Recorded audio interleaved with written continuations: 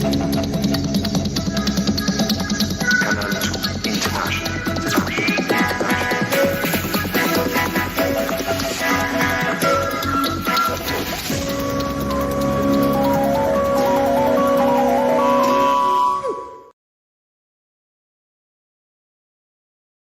evening, everyone, and welcome to the primetime newscast in the English language on Canal the International. I'm called Morinzi at Top Stories.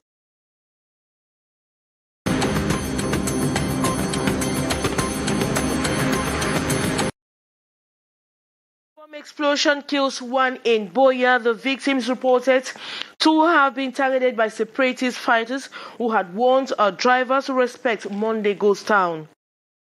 One of the 52 hemodialysis patients who demonstrated their unhappiness blocking circulation at the Yaoundé General Hospital last October 21 is crying foul after the incident. Izangjoya has been transferred to follow treatment elsewhere. And the Minister of Transport has urged authorities of the Yaoundé Simaleng International Airport to heighten preparation in all facets of the airport ahead of the incoming AFCON. Those were major stories. Details right ahead. Canal International.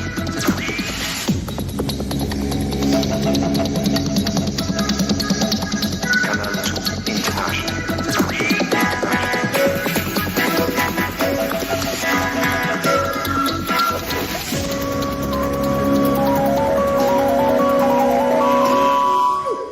An explosive improvised device has killed a taxi driver this Monday morning in Boya. The incident, which occurred in Moliko, disrupted circulation for hours on this ghost town a day. More in the following story with Ines Ondwambala. The city of Boya was this Monday, November 8, 2021, disrupted by an explosion of an improvised explosive device, leaving one person dead. This taxi driver, known as Fengang Baudelaire, was killed in the incident. Accounts have it that his vehicle was stopped by a suspected separatist fighter posing as his passenger who placed an improvised explosive device in his car. The driver of this taxi, completely destroyed, died few minutes later in a private hospital in Boya after the explosion. The victim is accused of not respecting the Monday Ghost Town imposed by separatist fighters. This incident is coming barely 1 week after another taxi driver was targeted by an explosive improvised device. Fortunately, the driver survived. And one of the 52 hemodialysis patients who demonstrated their unhappiness blocking circulation at the Yaoundé Central Hospital since last October are crying foul after the incident. Izangjoya has been transferred to follow treatment elsewhere. The patient, who was the leader of the last strike action, sees his action or sees it as sanctions for his actions. More in the following story with Beatrice Ngamo. Is Isaac Njoya paying the price for his bravado after he and 51 others paralyzed circulation for over 24 hours in front of the Yaoundé General Hospital? The conviction of the hemodialysis patient receiving dialysis sessions at that facility. Unfortunately, when we went back to get treatment, among the 52 patients who were on the road, I was the only one expelled from the hospital. At the Yaoundé General Hospital this Monday, the chief of nephrology and hemodialysis service narrates their side of the story to Canal team. So when we don't have enough space, instead of keeping people, we look for alternative. And for Mr. Njoya, because he came from CHU, when CHU had a problem, he now asked to come here. So when we have problems now, we have difficulties, that's what we do. Especially since CHU has improved, they have machines now. So we asked the doctor in charge of the service of CHU if he can take back this patient. And he said yes. And that's what was done. The wish of the patient is to be taken back so he can continue his treatment sessions. We are very sick patients and in need of this hospital more than the general manager, who is not ill. I'm going to die there. I'm in the hospital twice a week. I just want them to let me spend my last days, because there are days that we wake up with swollen eyes, legs paining, and at times we need to be closer to the hospital for better care.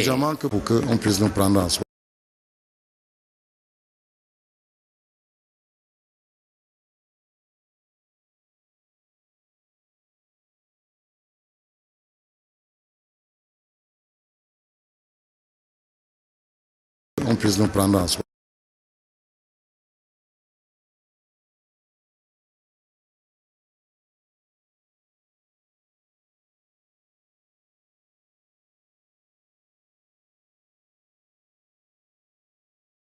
On puisse nous prendre en soin.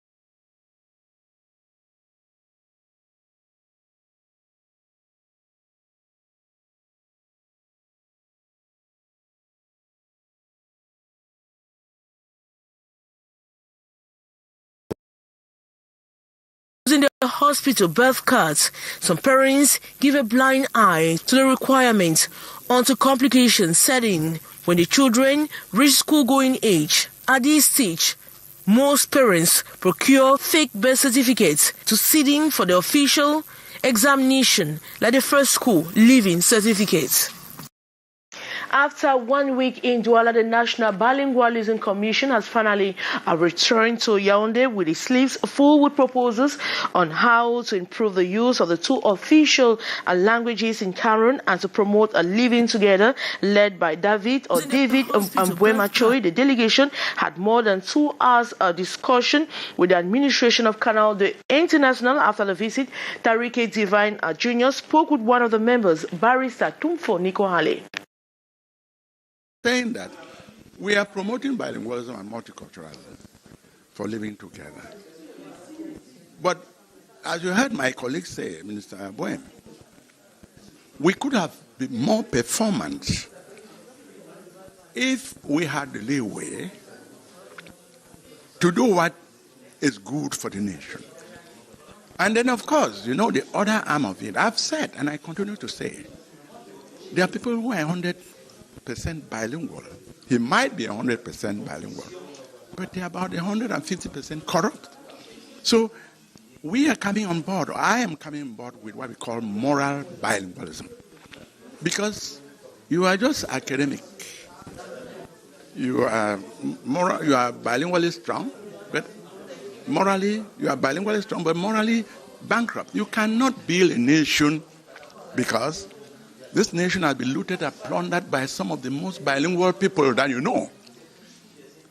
So we are also, and that's my take for me to make sure that this mission for which I have been appointed is thoroughly, properly, and beneficially for the nation, or beneficially for the nation. I must make sure that whatever I say should be on the platform of moral values.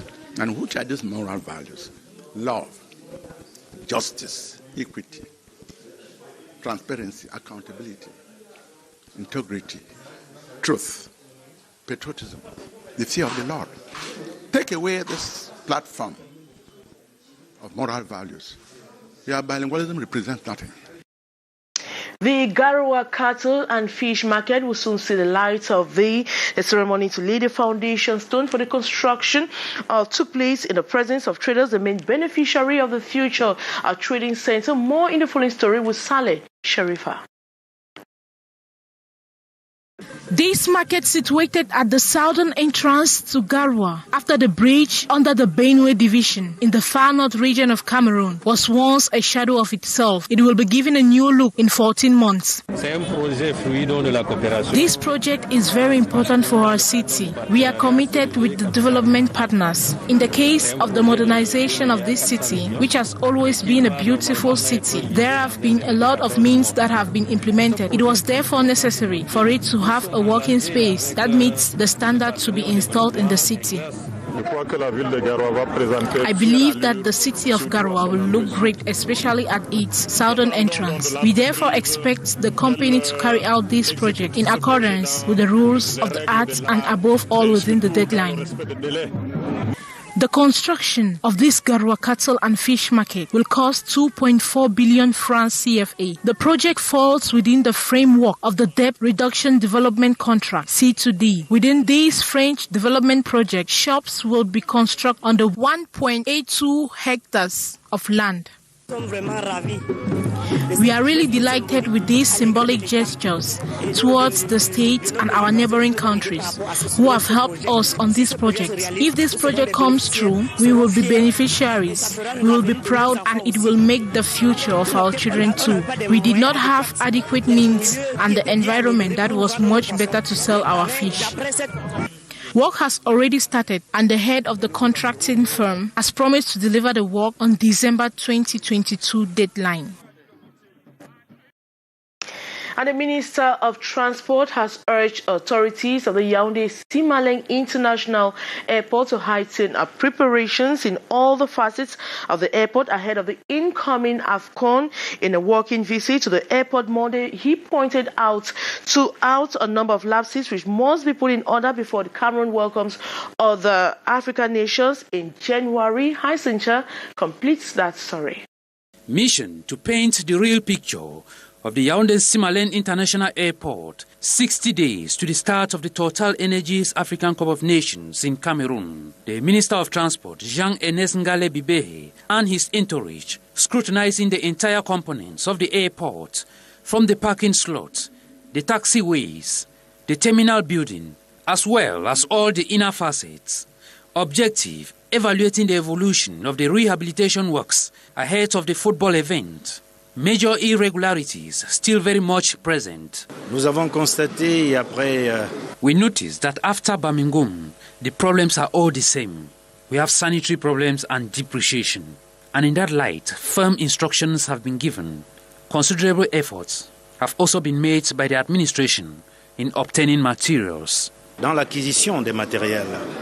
With minutes and seconds fast dying down for Cameroon to welcome the diverse African delegations for the soccer tournament, it is time to intensify work and curb the lapses with immediate effects. Je pense à l'acquisition des mobiliers. We are happy to notice that the work is progressing. We have to put more effort to acquire enough mobile units, renovate the entire sofas and sitting rooms, renovating the entry and exit points, and ameliorating the COVID testing centers, as well as the information centers.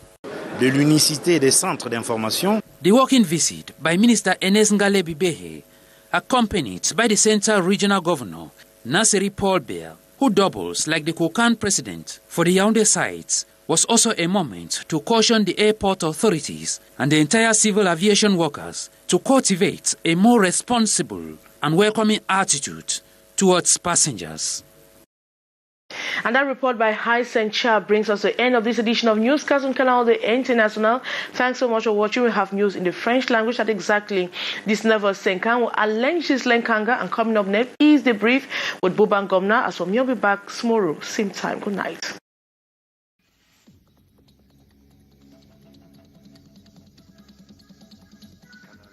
International.